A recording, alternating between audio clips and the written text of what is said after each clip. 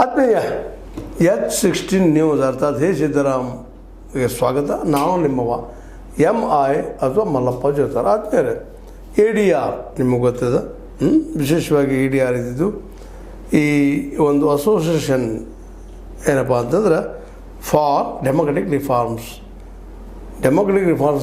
Reform ಮಾಡೋ ಸಲುವಾಗಿ ಅಥವಾ ಬದಲಾವಣೆ ಮಾಡೋ ಸಲುವಾಗಿ ಇದೊಂದು ಸಂಸ್ಥೆ ಇದೆ. ಆ ಸಂಸ್ಥೆ ಮತ್ತೊಮ್ಮೆ ದೇಣಿಗೆ ಸಂಗ್ರಹ ಅಂತ ಹೇಳಿ ನಿಮ್ಮ ಪಾರ್ಟಿ ಫಂಡ್ ಭಾಳ ಸಲ ಚರ್ಚೆ ಮಾಡಿದ್ದದು. ಇದನ್ನು ಪಾರ್ಟಿ ಫಂಡ್ ಈ ಸಲನೂ 2023-24 BJPಗೆ 2244 ಕೋಟಿ ರೂಪಾಯಿಯಷ್ಟು ಏನಪ್ಪ ಅಂದ್ರೆ ದೇಣಿಗೆ ಸಂಗ್ರಹ ಆಗಿದೆ.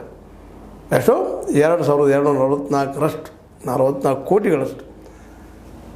ಈ ಒಂದು ದೇಣಿಗೆ ಸಂಗ್ರಹ, ಈ ಒಂದು ಪಾರ್ಟಿ ಫಂಡ್ಗಳಿಂದಾಗಿನ ಇವತ್ತು ಏನಾಗಿದೆಪ್ಪ ಅಂತಂದ್ರೆ ಈ ದೇಶದ ಅರ್ಥವ್ಯವಸ್ಥೆ ಹಾಳಾಗೋರಿಗೆ ಕಾರಣ ಆಗ್ಯದ. ಯಾಕೆಂದರೆ ಯಾರೂ ಇಷ್ಟು ದೊಡ್ಡ ಪ್ರಮಾಣದಲ್ಲಿ ದಾನ ಮಾಡ್ತಾರೆ ಅಂತಂದ್ರೆ, ದೊಡ್ಡ ಪ್ರಮಾಣದಲ್ಲಿ ಕೊಡ್ತಾರೆ ಅಂತಂದ್ರೆ ಅವ್ರು ತಮ್ಮ ಲಾಭದ ಯಾರೂ ಕೊಡಲಿಕ್ಕೆ ಹೋಗೋದಿಲ್ಲ.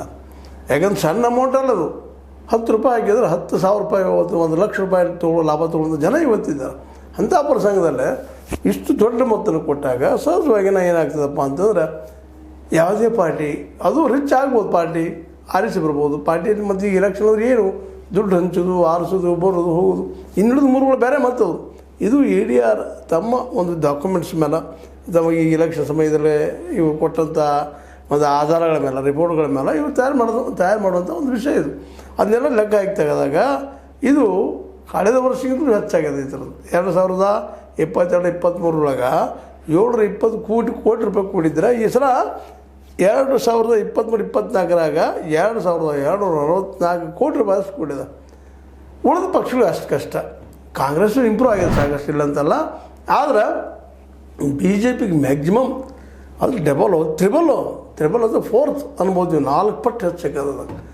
ಅಂದಾಗ ಚುನಾವಣೆ ಗೆಲ್ಲೋದು ಮಾಡೋ ಸರಳ ಆಗ್ತದೆ. ಮತ್ತು ಜೊತೆ ಅಧಿಕಾರದ ಕೈಯಲ್ಲೇ ಅಧಿಕಾರ ಇರೋದ್ರಿಂದಾಗಿ ಅಧಿಕಾರಶಾಹಿ ಜನ ಅಧಿಕಾರಕ್ಕೆ ಅನಿಸ್ತಾರಲ್ಲ, ಮತ್ತಾರಿಗೂ ಅಲ್ಲ.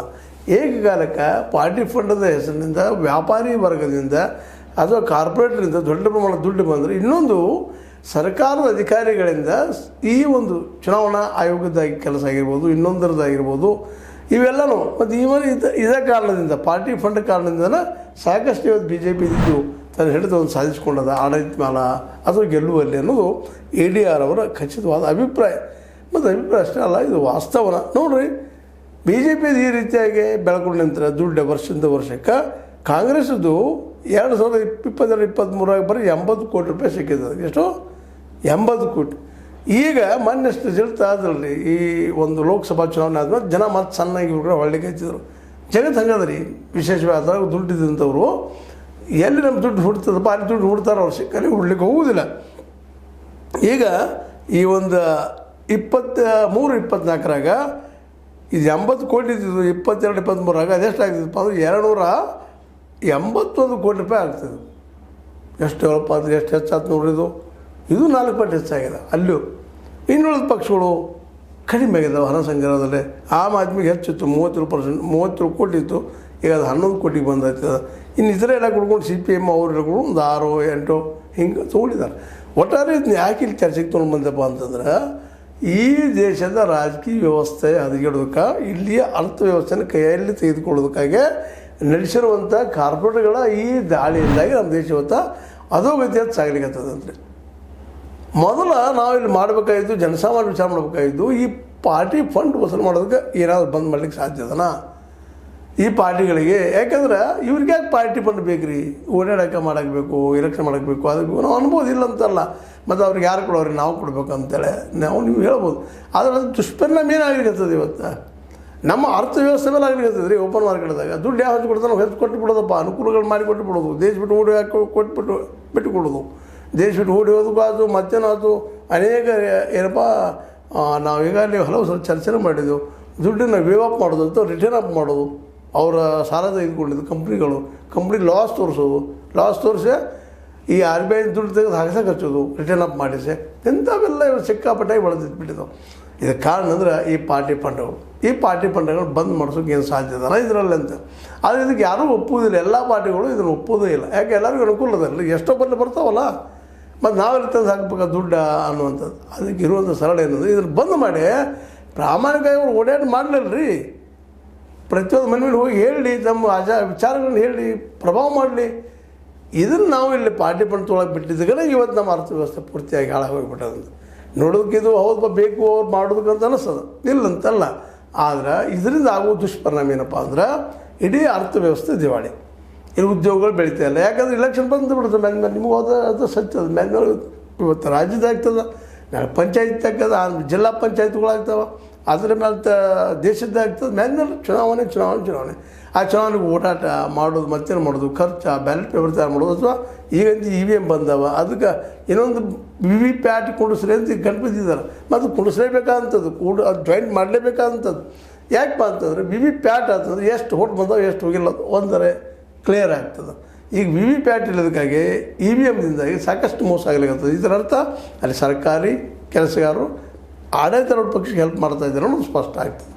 ಮತ್ತು ದುಡ್ಡು ಸಾಕಷ್ಟು ಹರಿದು ಬರ್ಲಿಕ್ಕಂತದೆ. ಇಲ್ಲಿ ಕಾರ್ಪೊರೇಟ್ಗಳು ನಾವು ಉದ್ಯೋಗ ಮಾಡ್ತೀವಿ, ದೊಡ್ಡ ಕಂಪ್ನಿ ತೆಗಿತೀವಿ, ನೂರಾರಲ್ಲ ಸಾವಿರಾರು ಮಂದಿ ಉದ್ಯೋಗ ಕೊಡ್ತೀವಿ, ಲಕ್ಷ ಮಂದಿ ಉದ್ಯೋಗ ಕೊಡ್ತೀವಿ. ಮೊನ್ನೆ ಒಂದು ರಿಸಲ್ಟ್ ಬಂತದ, ರಿಪೋರ್ಟ್ ಬಂತು. ಹೆಚ್ಚು ಕಡಿಮೆ ಈ ಕಾರ್ಪೊರೇಟ್ಗಳು 30-40 ಲಕ್ಷ ಕೋಟಿ ರೂಪಾಯಿ ಇನ್ವೆಸ್ಟ್ ಮಾಡಿ ಅಂತ ಹೇಳ್ತಾರೆ. ಆದರೆ ಅಷ್ಟು ದೊಡ್ಡ ಪ್ರಮಾಣದಲ್ಲಿ ಇನ್ವೆಸ್ಟ್ ಮಾಡಿದಾಗ ಅಲ್ಲಿ ದುಡಿಯೋರು ಎಷ್ಟಪ್ಪ? ಅಲ್ಲಿ ದುಡಿಯೋರ ಭಾಳ ಆದರೆ ಎಷ್ಟಾದ್ರೆ 1-2 ಲಕ್ಷ ಆಗ್ಬೋದು, 3 ಲಕ್ಷ ಆಗ್ಬೋದು.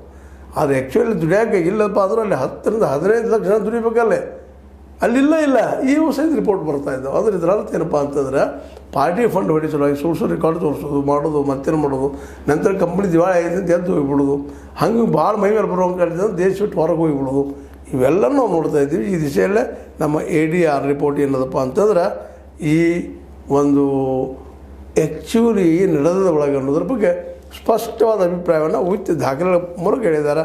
ಅದಕ್ಕಾಗಿ ಏನಪ್ಪ ಈ ಒಂದು ಇಲ್ಲಿವರೆಗೆ ನಡೆದಂಥ ಈ ಸರ್ವೆಗಳ ಮೂಲಕ ಹೇಳುವಂಥದ್ದು ಏನಪ್ಪ ಅಂತಂದ್ರೆ ADRದ ಅಭಿಪ್ರಾಯದ ಪ್ರಕಾರ ಈ BJP ಇವತ್ತಿಗೂ ಅಗ್ರಸ್ಥಾನದಲ್ಲದ ಮೇಲದ.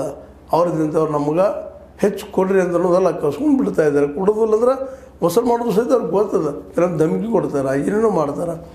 ಅವ್ರು ಕೊಡಲಿಲ್ಲಪ್ಪ ಅಂದ್ರೆ ಅದ್ಮೇಲೆ ರೇಡ್ಸ್ ಮಾಡೋಕೆ ಹಚ್ತಾರೆ, ಮತ್ತೇನು ಮಾಡ್ತಾರೆ. ಹೀಗಾಗಿ ಆಡಳಿತಾರೂಢ ಪಕ್ಷಗಳ ಹಾವಳಿಯಿಂದಾಗಿ, ಅದರಲ್ಲೂ BJP ಹಾವಳಿಯಿಂದಾಗಿ ಜನ ಸಮುದಾಯ ಭಯ ಪಡ್ತದೆ. ಯಾಕಂದ್ರೆ ಅವರು ಈ ಏನು ಪಾರ್ಟಿ ಬಂದು ಕೊಡ್ತಿರ್ತಾರೆ, ಅವರು 2 ನಂಬರ್ ದಂಧೆನೇ ಮಾಡ್ತಿರ್ತಾರೆ. ಹೀಗಾಗಿ ಅವ್ರು ತಮಗೂ ಲಾಭ ಮಾಡಿಕೊಂಡು ಇವ್ರಿಗೆ ಲಾಭ ಮಾಡೋಂಗೆ ಮಾಡ್ತಾರೆ. ಆದರೆ ಅತಿ ಹೆಚ್ಚು ಲಾಭ ಆಗೋದು ಕಾರ್ಪೊರೇಟ್ಗಳಿಗೆ. ಇದನ್ನು ಈಗ ನೋಡಿರಿ, 2244 ಕೋಟಿ ರೂಪಾಯಿ ಪಡ್ಕೊಂಡಿದ್ದಾರೆ BJPಗರು.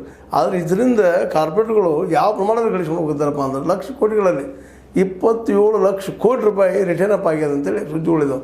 27 ಲಕ್ಷ ಕೋಟಿಯಲ್ಲೇ ಈ ಜುಜ್ಬಿ 2244 ಕೋಟಿಯಲ್ಲೇ ಇನ್ನೂ ಎಷ್ಟೊತ್ತಿಗೆ ಗೊತ್ತಿಲ್ಲ. ಇದು ಪಾಪ ಹುಡುಕಿದಂಥ ನಮ್ಮ ADR ಅವರು ಹುಡುಕಿದಂಥ ಒಂದು ರಿಪೋರ್ಟ್ಸ್ಗಳೆಲ್ಲ ಇವು. ಎಲ್ಲ ನೆರೆಟಿವ್ ಯೋಚನೆ ಮಾಡಿದಾಗ ಈ ಚುನಾವಣೆಗಳಿಗೆ ಡೈರೆಕ್ಟ್ ಸರ್ಕಾರನ ಯಾವುದೂ ಇಲ್ಲದು.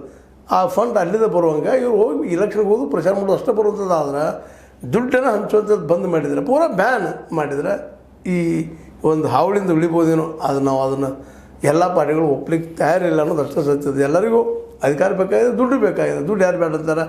ಹೀಗಾಗಿ ಕಾಂಗ್ರೆಸ್ ಸಹಿತ ವಿಷಯದಾಗ ಇಲ್ಲಿವರೆಗೆ ಫೇಲ್ಯೂರ್ ಆಗ್ತಾ ಬರೋದು ಕಾರಣ ಅದರ ನೀತಿ ಏನಂತ. ಈಗ 281 ಕೋಟಿಯಲ್ಲೇ 2244 ಕೋಟಿಯಲ್ಲೇ ಆ ಪ್ರಮಾಣ ದುಡ್ಡು ಬರೋದು, ಆ ಪ್ರಮಾಣ ಖರ್ಚು ಮಾಡ್ತಾರೆ. ಇನ್ನು ಕಾರ್ಪೊರೇಟ್ಗಳಿಗೆ ಅವ್ರಿಗೂ ಲಕ್ಷಗಟ್ಟಲೆ ರಿಟರ್ನ್ ಅಪ್ ಆಗ್ತದೆ, ಅವರು ಖರ್ಚು ಮಾಡ್ತಾರೆ.